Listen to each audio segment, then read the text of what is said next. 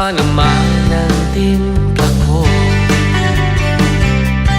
Heto ka, dumarating na mamaalam. Hindi ko alam ang sasabihin.